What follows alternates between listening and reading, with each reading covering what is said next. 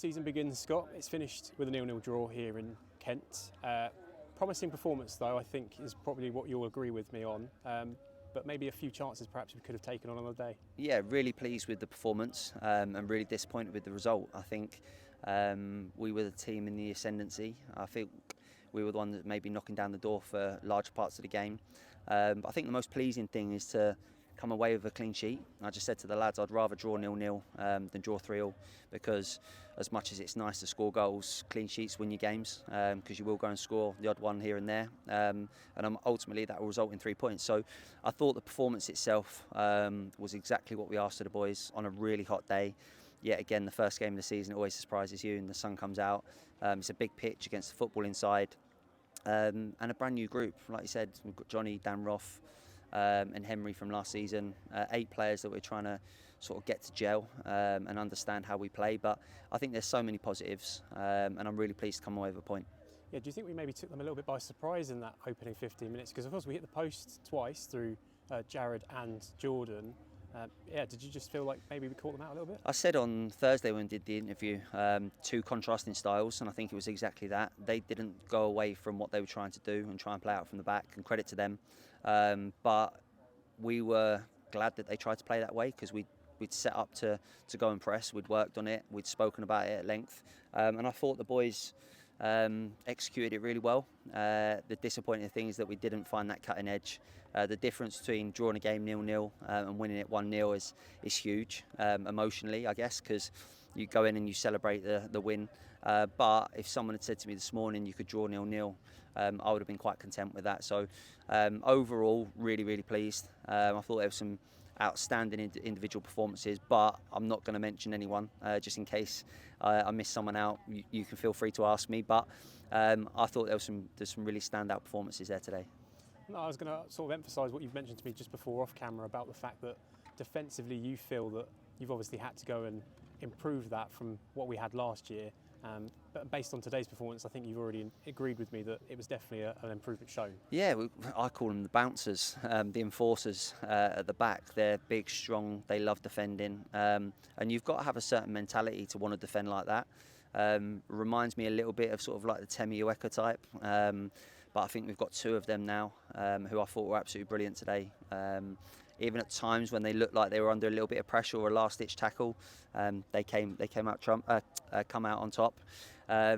So yeah, I thought defensively we're excellent. That's something that I've looked at length, probably in the summer. Conceded way too many goals, and we've also got a great keeper behind them as well, who wasn't really tested today. And that's not me saying that they weren't in the game, because there were times where they got into our final third and they played some really nice football. But yeah, ultimately he's been out of work for large periods, and that's a massive positive. I think I will single out one Slough player today, just because I think the left back of Tonbridge will probably like to see the back of him, which is obviously Jared Myers. What did you make of his performance today? Very good. Very good. I can't deny it. Like I said, I didn't want to single anyone out, but the first half especially, I thought he was excellent. Almost got his first goal. He's got some power behind his strike as well, so we know he's got that. But for me, he's going to be someone that is almost like bubbling at the moment. I think he's only going to get better. He's learning how we want to play. He's learning the game, but the beautiful thing about him is that he just listens, and he goes out there and does exactly what we want. And that's probably a rarity for young players, because they kind of play their own game at times. But he's been a breath of fresh air since he's come in the door, and someone that I really like as a person, as a player. And he's definitely a credit to himself and his family, the way that he sort of conducted himself and gone about his business. Obviously signing a contract as well has been great news for us. Didn't hesitate about signing one straight away.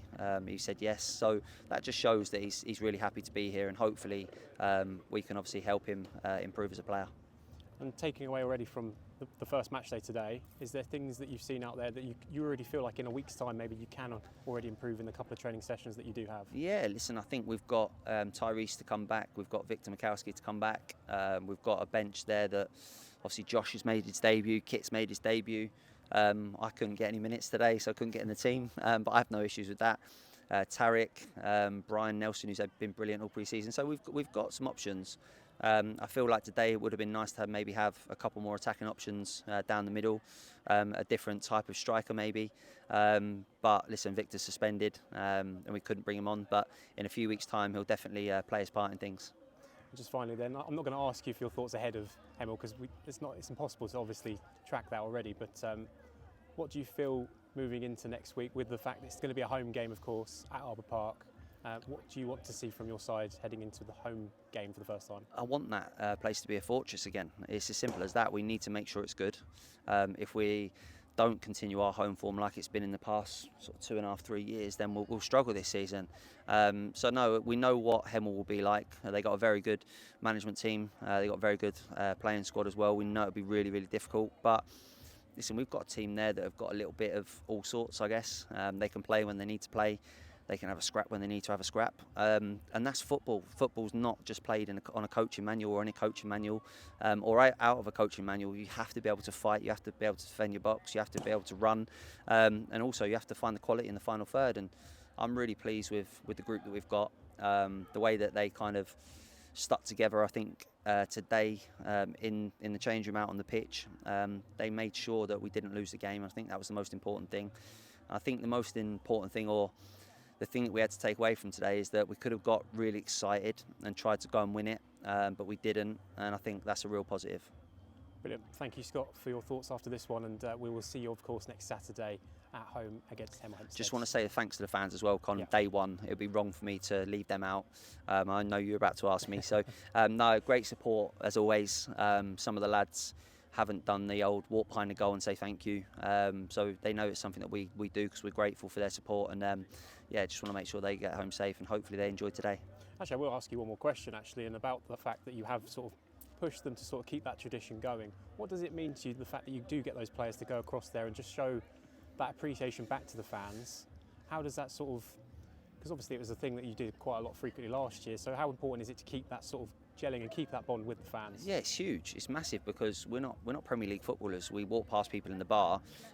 It becomes personable where you get to know people.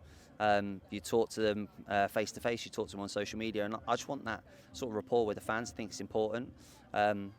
It's not cliche and it's not done for us to get any praise. It's genuine thanks for them travelling possibly 2 hours to get down here.